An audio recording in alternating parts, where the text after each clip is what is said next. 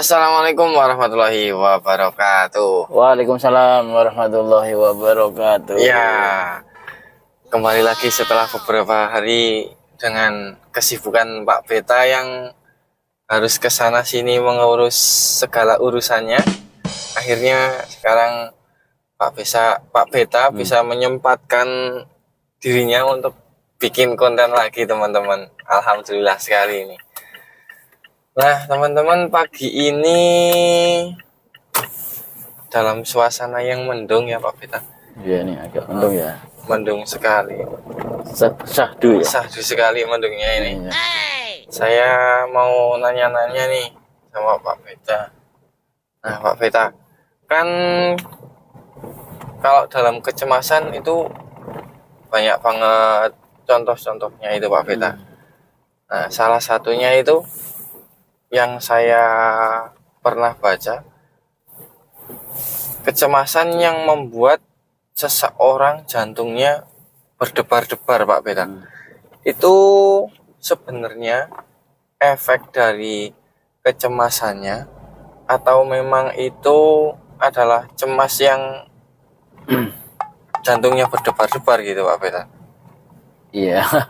Ya kalau secara ini ya, secara normal ya emang orang ketika cemas ya terjadi seperti itu, Mas. Nah, semua orang kalau cemas pasti akan merasakan jantungnya berdebar ya. Karena itu kan mekanisme tubuh kompensasi ketika seseorang berpikir dengan kuat ya, berpikir berbagai hal yang membuat dia resah, tentunya akan terjadi satu perubahan hormonal ya dalam tubuh, sehingga memunculkan dari aspek fisik salah satunya itu kan berdebar-debar. Tapi yang lainnya juga muncul, misalnya keringat dingin, terus bisa juga muncul keluhan-keluhan secara fisik yang lain.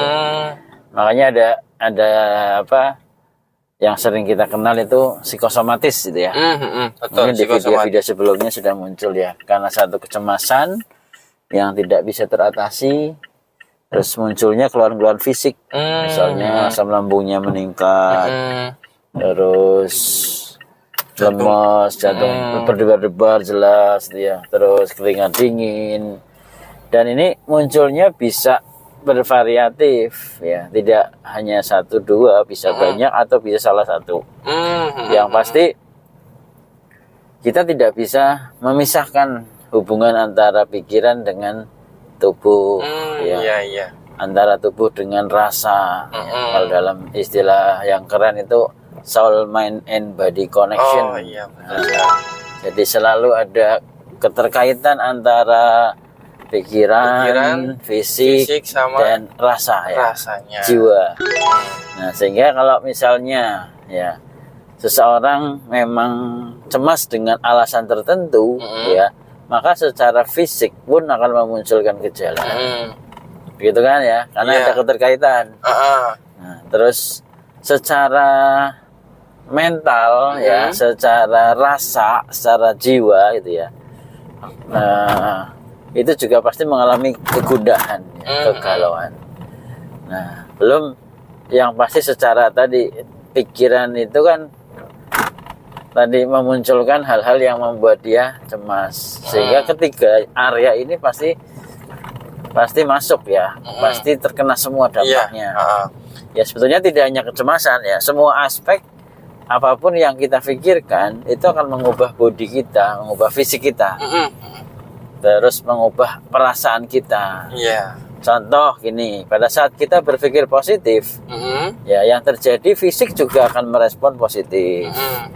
Ya, terus moodnya jadi enak, moodnya jadi nyaman ya, karena kita berpikir positif.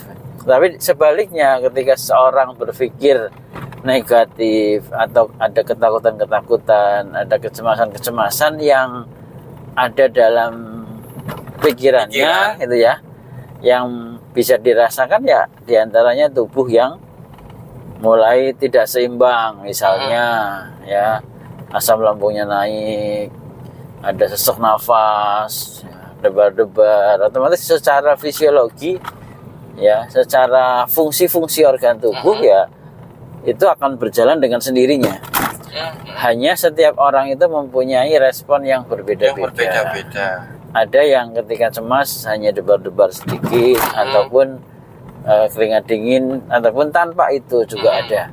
Ada yang begitu dia cemas sedikit saja, ya itu berlebihan, berdebar. Katakanlah dia hanya memikirkan tugas besok, tugas besok saya gimana ya, belum selesai tugas sekolahnya misalnya.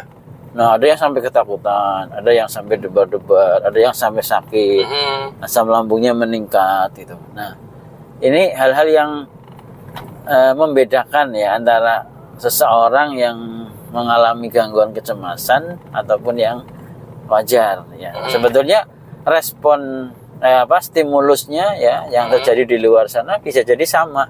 Tapi respon seseorang menerima stimulus itu yang berbeda-beda. Gitu.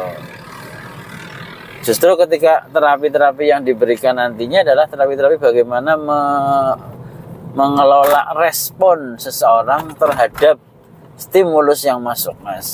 Seperti itu. Berarti jantung berdebar-debar itu bukan karena jantung berdebar-debar mengakibatkan cemas, tapi cemas yang mengakibatkan fisiknya menjadi terstimulus untuk jantungnya berdebar-debar gitu ya Pak Peta ya. Ya kan kembali lagi ke yang tadi soul, mind, and body connection. Bukan berarti semuanya dari pikiran terus jantung berdebar, tapi juga bisa juga dari gangguan jantung dia berdebar-debar dulu. Terus baru dia cemas dengan sakitnya. Itu kan sangat memungkinkan. Sangat memungkinkan gitu juga ya Pak Peta ya. Atau dari perasaan dulu Pak, mulainya. Dari perasaan yang tidak stabil ya, katakanlah perasaan yang kacau ya, galau gitu. Terus menimbulkan pemikiran yang berlebih, pada akhirnya menimbulkan debar-debar. Sehingga kalau kita belajar tentang terapi atau tentang kondisi gangguan sakit ya, itu memang harus butuh belajar yang komplit ya, tidak hanya memandang dari satu sisi saja. Misalnya ini yang paling sering terjadi ya, orang dengan gangguan kecemasan dia memikirkannya, wah ini saya kayaknya dibuat sama orang, wah ini kayaknya saya diguna-guna orang. Ada yang tidak suka gitu. Itu juga kadang terjadi di sekitar kita. Nah, ketika orang berpikir seperti itu, pada akhirnya yang terjadi ada perubahan-perubahan dalam tubuh juga. Sehingga keyakinan itulah yang menjadikan dirinya sendiri ya merespon seperti apa. Ya. Kalau dia berpikir lebih sederhana, ya lebih sesuai dengan konteks keilmuan, ya, itu akan lebih mudah juga diatasi. Tapi kalau orang tersebut berpikirnya lebih rumit, ya untuk mencari solusinya juga rumit gitu. Seperti itu Mas. Sehingga kalau bicara tentang awalnya dari mana ya kita harus melakukan cek dulu dong. Itu ya. Cek dulu pasiennya. Cemasnya kenapa? Ya, jadi bukan salah satu harus dari pikiran saja belum tentu, atau dari asam lambung meningkat menjadikan cemas juga bisa, tapi tidak semua seperti itu. Gitu, berarti Mas. kita harus menganalisis dari mind, body, and soul-nya tadi. Betul. Dan yang paling penting lagi tadi melakukan asesmen awal ya, pengkajian di awal. Betul. Ya, supaya apa yang kita lakukan itu pas sesuai dengan harapan. Betul sekali. Nah, jadi semuanya itu berawal dari mind, body, and soul connection teman-teman, yang mengakibatkan nanti bisa terjadi kecemasan yang berlebih, mengakibatkan jantung berdebar-debar, terus juga keringat dingin, asam lambung naik. Mungkin akan terjadi seperti itu jika mengalami kecemasan yang berlebih. Nah Pak Peta, itu kan efek-efeknya dan salah satu pemicunya. Ya. Solusinya Pak Peta yang paling mudah dan paling gampang untuk dilakukan ini Pak Peta. Ya. Jadi kalau solusi ansietas kecemasan itu sesuai dengan tahapan tingkat kecemasannya, Mas. Ada kecemasan ringan, sedang, dan berat. Ya, bahkan ada kecemasan yang sangat berat. Ya. Nah, ini juga kita harus melihat yang pertama kedaruratan dari kondisi kecemasannya. Kalau kecemasannya sangat darurat, ansietas sampai merasa sesak nafas, ya nyeri dada. Nah, ini perlu penanganan yang emergensi. Ya, kita harus melibatkan medis untuk menangani hal itu. Bawa ke IGD gitu, atau bawa ke layanan kesehatan. Yang pasti harus mendapatkan pertolongan untuk mengamankan kondisi secara umum dulu. Seperti itu. Terus kalau kondisi-kondisi yang berat tapi masih bisa tertoleransi gitu ya, masih bisa bukan emergensi gitu ya, itu bisa dengan psikofarmaka ya, dengan obat-obat dari psikiater gitu ya. Itu yang fungsinya akan membantu secara hormonal ya, secara metabolisme ya, sehingga terjadi perbaikan. Nah, kalau misalnya mau dikombinasi dengan psikoterapi, dengan hipnoterapi, dengan NLP terapi gitu ya, atau dengan teknik-teknik yang lainnya juga lebih baik lagi gitu ya. Kenapa? Karena akan terjadi penanganan yang secara holistik ya. Tidak hanya dari aspek biologis saja, tapi juga psikologis, emosionalnya. Nah, kalau kondisi-kondisi sedang, nah sedang ini bisa opsional nih, mau milih yang psikoterapi saja ya, atau farmakoterapi, atau keduanya. Nah, ini silakan. Jadi mau memilih yang sesuai. Yang pasti teman-teman atau klien yang mengalaminya ini bisa memilih yang tepat ya, supaya supaya penanganannya sesuai. Nah, kalau yang kondisi ringan, ringan ini bisa dengan diri sendiri ya, di terapi sendiri bisa. Terus minta tolong terapis hipnoterapi juga bisa ya, NLP juga bisa untuk menterapi, atau mau pengen ke medis juga boleh, tapi prioritasnya adalah kalau bisa ya, kalau yang ringan diri dulu, pribadi menterapi diri. Nanti kalau memang belum bisa teratasi, baru minta bantuan terapis. Seperti itu, Mas. Gimana teman-teman? Sudah jelaskan dari penjelasan yang Pak Beta berikan ke kita, karena barusan Pak Beta menjelaskan bahwa kecemasan dibagi menjadi 3 bagian. Ada ringan, sedang, sama yang berat. Kalau yang ringan, kita masih bisa melakukan terapi mandiri atau self terapi. Kalau yang sedang itu nanti kita bisa meminta bantuan terhadap terapis, atau mau pakai farmakoterapi itu juga masih bisa, atau mau dikombinasikan juga sangat bisa ya Pak Beta. Iya bisa. Nah, kalau untuk yang kondisi kecemasan yang sudah berat itu nanti bisa berkonsultasi dengan psikolog, psikiater, psikolog juga bisa. Iya. Nah, itu teman-teman, gimana, sudah jelas semuanya kan untuk penjelasan tentang kecemasan. Kenapa sih kecemasan bisa mengakibatkan jantung berdebar-debar, dan solusi-solusi yang tepat untuk mengatasinya. Nah, Pak Beta, salah satu contoh terapi paling ringan buat self terapi apa nih?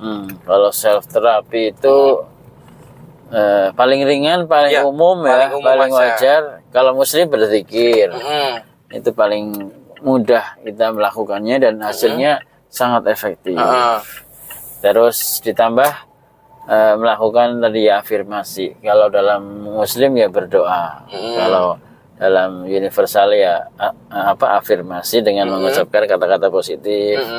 Itu bagian dari doa ya kalau dalam muslim. Tapi misalnya bisa dilakukan sambil berdoa dengan zikir itu akan lebih dapat dua-duanya, dapat terapinya, dapat spiritualitasnya, ya. Secara emosional juga bisa dapat. Itu yang paling ringan. Paling ringan tapi paling efektif dan mudah terjangkau, manfaatnya paling banyak. Seperti itu ya. Kalau misalnya ada lagi yang lain, ada misalnya melakukan self hypnosis atau melakukan tadi afirmasi positif, itu juga bisa seperti itu. Tapi kalau self hypnosis apa bisa dilakukan sendiri itu Pak? Bisa dong, bisa. Self hypnosis. Namanya aja self hypnosis. Berarti sendiri. Ya. Oke, nah itu teman-teman sudah diberikan contohnya untuk melakukan self terapi sendiri di rumah untuk mengatasi kecemasan yang berskala ringan tentunya, karena kalau sudah meningkat tingkatan kecemasannya ya harus membutuhkan bantuan dari terapis tentunya. Nah teman-teman, semoga video kali ini bisa membantu teman-teman semuanya untuk memecahkan rasa kecemasan yang ada, tentang bagaimana kecemasan itu muncul, bagaimana kecemasan itu bisa hilang, dan bagaimana solusi untuk mengatasinya itu. Semoga video kali ini bisa membantu teman-teman semuanya, dan semoga teman-teman bisa melakukan perluasan video ini, di-share ya tentunya, di-like biar video ini tersebar luas, dan semoga video ini menjadi bermanfaat untuk kita semuanya. Amin. Oke teman-teman, sekian dulu video dari kita. Kita mau melanjutkan perjalanan. Terima kasih. Assalamualaikum warahmatullahi wabarakatuh. Waalaikumsalam warahmatullahi wabarakatuh.